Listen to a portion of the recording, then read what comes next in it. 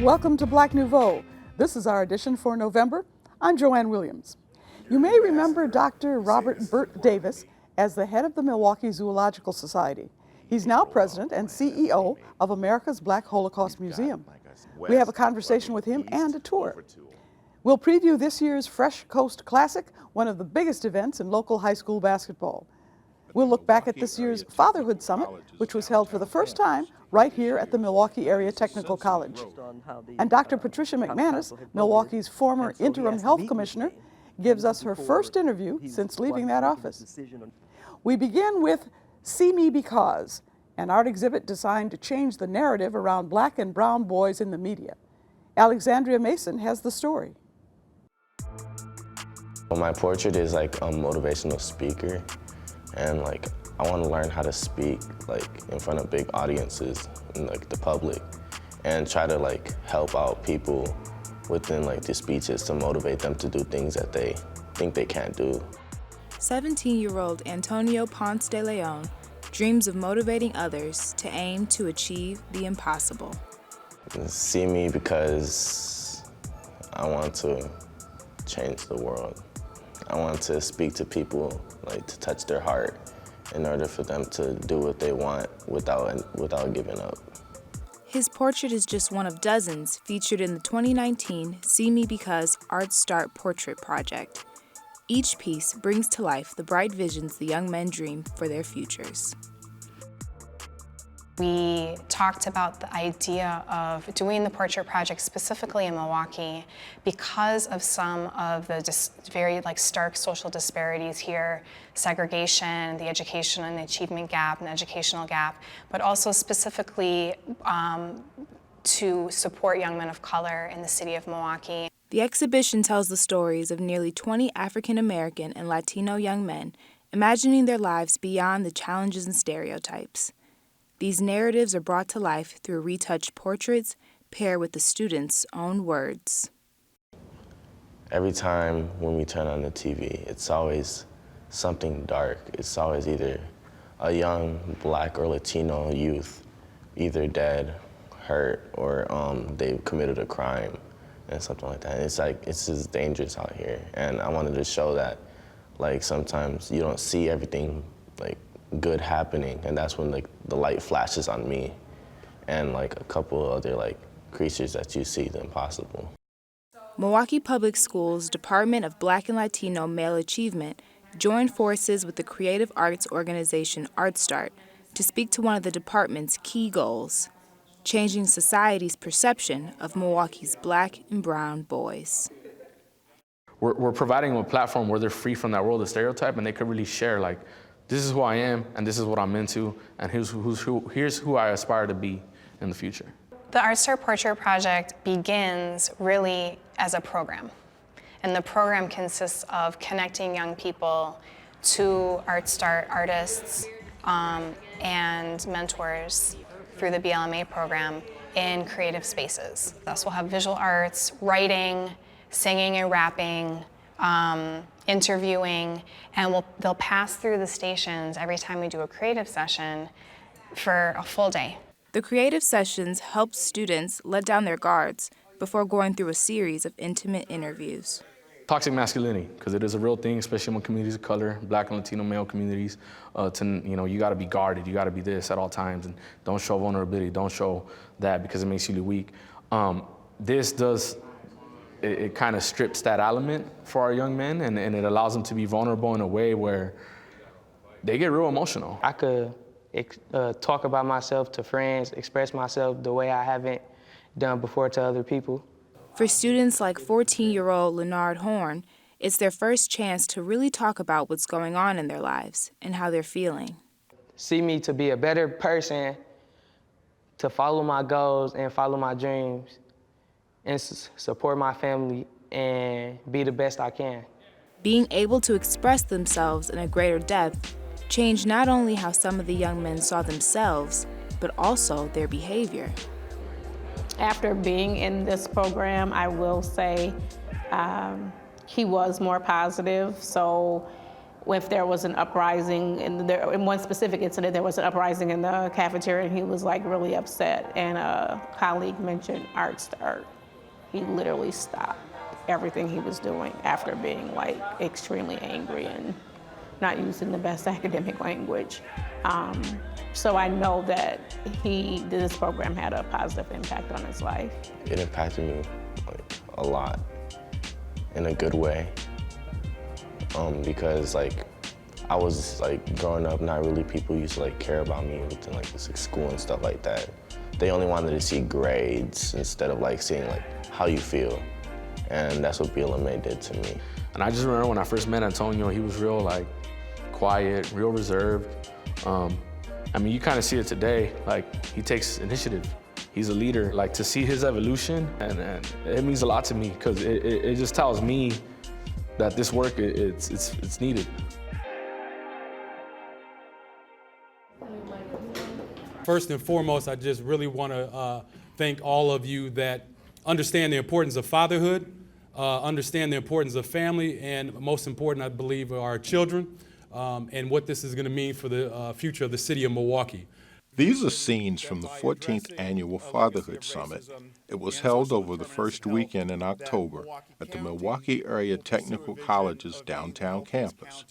There's work in areas that are needed for fathers to have space to grow, to share, and to have resources that they know are available out there. You hear a lot of resources for the mothers and very few for the fathers. So this is an opportunity to bring all those resources and partners to a space where the fathers can feel comfortable sharing and seeing like-minded fathers trying to do better and improve the lives of themselves and their families.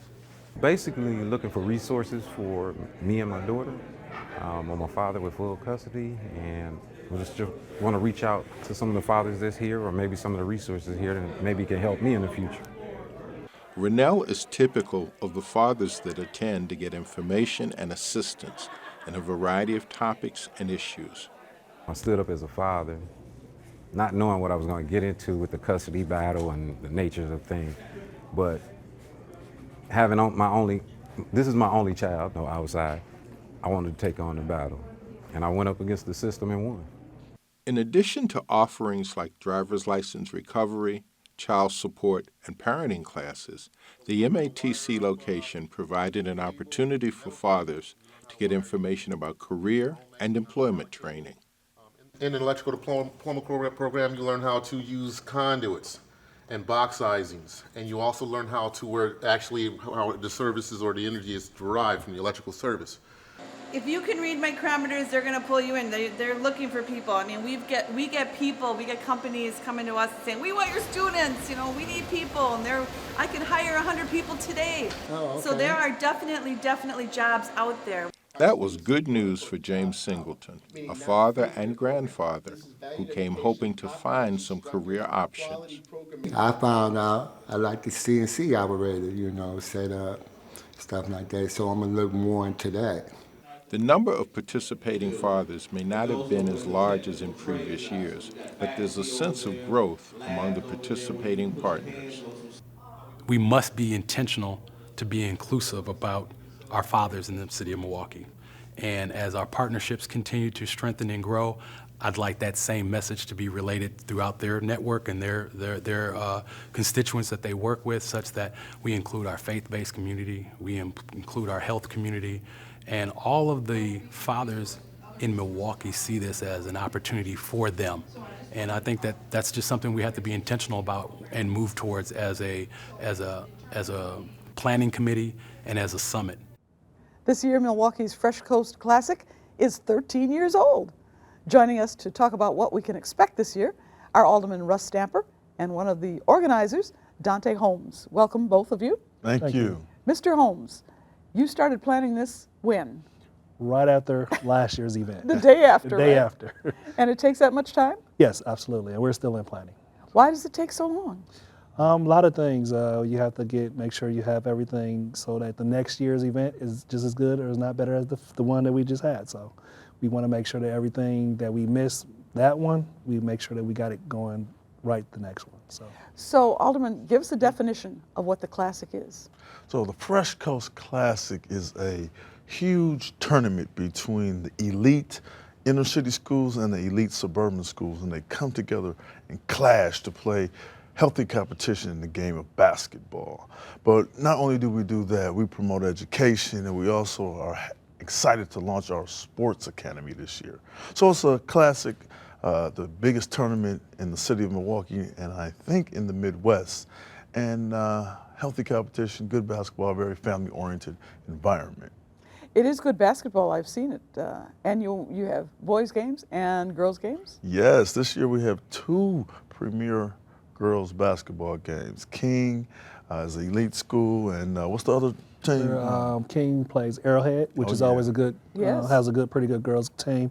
So they'll be playing each other Friday night. Friday night. And then Saturday we have 2 premier local Northside schools, the Milwaukee Academy of Science, who has a couple of Division I prospects, and Milwaukee Washington girls basketball team, who always also has a pretty good team.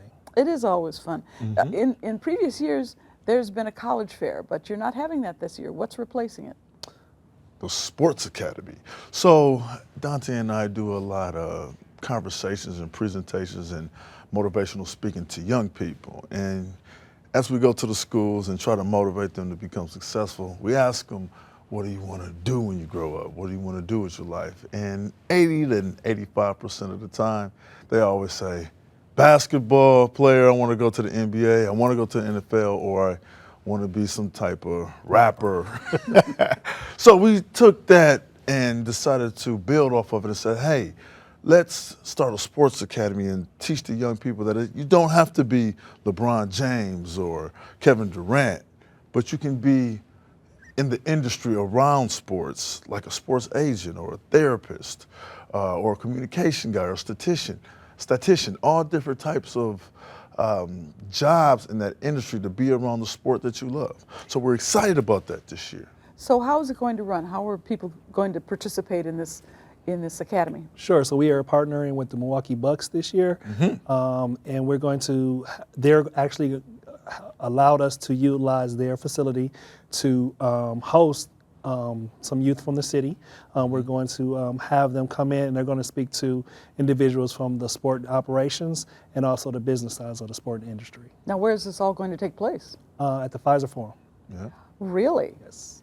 They have a beautiful training facility or practice facility as well. So we'll hold workshops in there, and different people from their respective jobs will come in and talk to the young people about what they do. Will this also be going on at the same time as the games, or before or after? No, we're actually looking to solidify the date now, but it's probably going to be the week before. So it'll probably be we're looking at the Friday before, which is the 22nd, but we're looking to do it like the week prior to the actual Classic.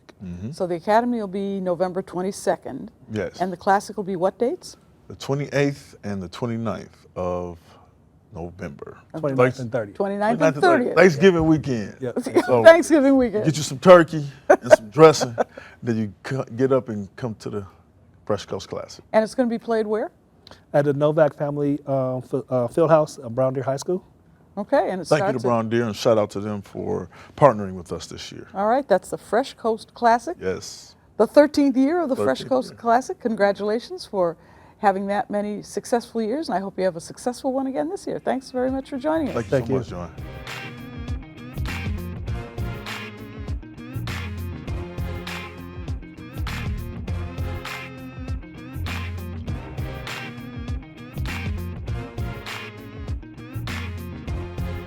When you're an ambassador, you say this is important to me and this should be important to you. My time in Milwaukee was very well spent. I had the opportunity to work at one of the county's primary assets, and that is the Zoological Society of Milwaukee, which is the business partner with the Milwaukee County Zoo. I enjoyed the nearly 11 years that I was here and was very, very happy to know that we successfully touched the hearts of thousands of students, now millions of visitors, but more specifically thousands of students. So this first initial exhibit talks about the cradle of life and where life began, which we know the continent of Africa. Dr. Robert Bert Davis is back in Milwaukee as the president and CEO of America's Black Holocaust Museum. It is significant and it is relevant that we re-emerge this museum, not only in his memory, but in the fact that America needs this. And this is America's Black Holocaust Museum. This is just not Milwaukee's Black Holocaust Museum. Since leaving Milwaukee, Dr. Bert served as president and CEO of two Iowa organizations, the National Mississippi River Museum and Aquarium and the Dubuque County Historical Society. He is a board member of the Association of African-American Museums. He was recruited for this position at the museum. One of his main objectives is to educate and enlighten. But when I told my friends the legacy and the story of Dr. Cameron, being one of the only known survivors of a public lynching and then the only person in the United States to ever write about it, their reactions to the person is, what? And their second reaction is, how did I not know about this? That's why I'm back. He gave us a brief tour. Some of the exhibits reflect the horror of the Black Holocaust. Okay, this is by far the most significant exhibit of this entire museum because this brings Dr. Cameron's book, A Time of Terror, illustrated through a campaign of terror exhibit to life. So this is a depiction of what his actual experience was, being one of the only known survivors of a lynching, and then to write a book about it. So this is significant for not only chronicling his life, but it's also very significant because it demonstrates that throughout the United States, for a period of at least 2 to 3 generations, not only were people of color, especially black people, denied certain unalienable rights, they were terrorized to a point that we were not able to vote, we weren't able to prosper. So it's one thing to deny me an opportunity, it's another to terrorize me and my family and keep me in a certain place in life. So this is a continuation of the lynching exhibit. This is extraordinarily significant because this depiction of a tree and the song Strange Fruit, which was written by Abel Meeropol, but performed by the legendary Billie Holiday. It speaks to the fact that black men hanging from trees are strange fruit. The more significant part of this is not only the depiction of a tree, but this particular photograph right here. Because this is the photograph that was taken on August 7th, 1930 in Marion, Indiana. This is in fact the lynching that Dr. Cameron survived. And some reflect the history and resilience of a people. A lot of the history that we have chronicled in the exhibit space does not have any direct effect on a lot of our visitors, but this one actually does. So number one, it primarily shows you and demonstrates the basic migration patterns, primarily from the Deep South, although there were migration patterns from the East, but this is primarily from the Deep South. And what's very significant is that you can see that many people that came to Milwaukee started in Mississippi, traveled through Tennessee, up through Kentucky. They either went east over to Ohio, and then extending up into Pennsylvania and Michigan and the Virginias. But then what we also see is a lot of the people went left or west, went in through Indianapolis, stopped off in Chicago, and ended up here in Milwaukee. So it not only demonstrates the migration patterns throughout the United States, primarily of African Americans, but most specifically, we can trace, a lot of the people who are Milwaukeeans can trace their roots to the Deep South. Since the new building was finished, there have been a number of visitors and groups that have visited the facility. But the big question is, when will the museum officially open? But I would say by the end of the year, there will be a rollout plan that will be made public. We've got, like I said, some ideas that we've got, quite frankly, to vet through the board and some of our key advisors and donors, because we want this all to be synchronized. And quite frankly, we get one bite at the apple. And we want to make sure that this is really a significant series of openings leading up to the grand opening. Since 1988, Dr. Patricia McManus has headed the Black Health Coalition of Wisconsin. In February of 2018, she became the head of the health department for the city of Milwaukee. She served for more than 6 months in that interim position. She joins us for her first interview since leaving that office. Thanks for joining us. Oh, you're welcome. You're welcome. So when you took over, things were in a mess. Can you describe how bad things were? One of the things about it was that even in terms of how I got there, trying to denotes a little bit of the mess that it was in, because there was an issue between the consul and the mayor didn't want me there. So even trying to figure out everything, it was, everything's in the paper about the lead issues and the kids not getting, screened and some of the other things that were going on. So part of that was even figuring out, I knew it was a mess, but even what the mess was, and what was going on, and trying to get information from everybody. With the previous commissioner leaving, Bevan Baker, who was a good friend of mine, understanding as I got in there some of the real things that happened as to why some of the things he wanted to do, he couldn't do. And I actually got some of that same stuff when I got there. I was able to see a little bit more of what happened, although I was different than him. So I was able to deal with some of the issues more. Even in terms, like you're saying, the interim position, the position wasn't interim. I was the commissioner, which people had a hard time saying that. But when I got sworn in, the city clerk wanted me to understand that there was no such thing as an interim position, and he said, I need you to understand that you are the commissioner and not in there. And so you had folks who the mayor always wrote interim. He didn't want me really to do anything. We had a conversation before I got in there, and it's kind of like, well, I'm not there for that. I think I got asked because people know I do things. How did that conversation go with the mayor? Well, it was clearly, he was upset based on how the Common Council had voted, and so he asked to meet with me. And this is before while he was making his decision on his different options. So I came and I brought Clarine Mitchell, who was my right-hand person, to come, and then that was when Pat Curley was still there. And so he said, well, when we got up to go into the meeting, he said, oh, no, she can't come. And I'm like, well, why? Why can't she come? I said, so it's just going to be the mayor and me, or are you going to be there? And of course he goes, well, okay, Pat, And I said, so I thought, well, I'll just leave it, I'll see. But as we got in there, I had a list, I'd given him a letter, I had a list of things, goals that I thought, depending on what I could do. And part of that was figure out what the mess was when I got there. Right. Make recommendations on what I could do, while I was there. And then also recommendations that are more longer term, that whoever was going to come in and be the more permanent person could do. So that was my goal. But then he said to me, he said, well, I don't want you to do anything while you're here. I don't want you to change. And I was like, excuse me? I said, well, that's not what I do. Assuming I got asked to come in here, not to sit here. So I said so I'm very clear on not doing that.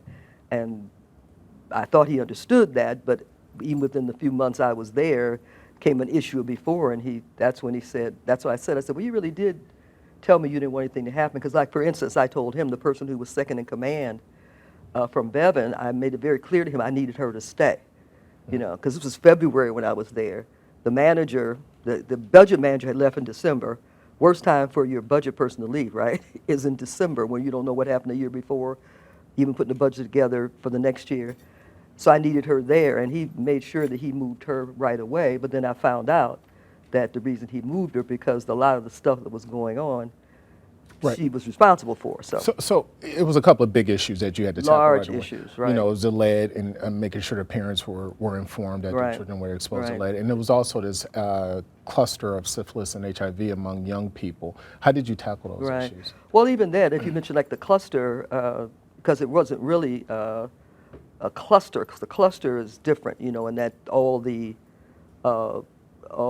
people in that have to have the disease. So even when I found out, I'm like, you can't use that, you know, as the term, and they were using that. So just getting people to even not get in front of the cameras and talk about things that they don't know about as much, I found was problematic. I found you have a lot of people who are entrenched in there, who've been there. I found people who don't like to work with black people, including me, you know, and they talk about, you know, watching all this stuff on TV, you know, about the deep state that they're talking about, you know, all the time. I thought, this kind of is probably what that looks like, because you got people embedded in there. And I thought, poor Bevan, my God, how did he get anything done? Well, let's talk about that. You know, you've been viewed as a person that sometimes is difficult to work with. Yes.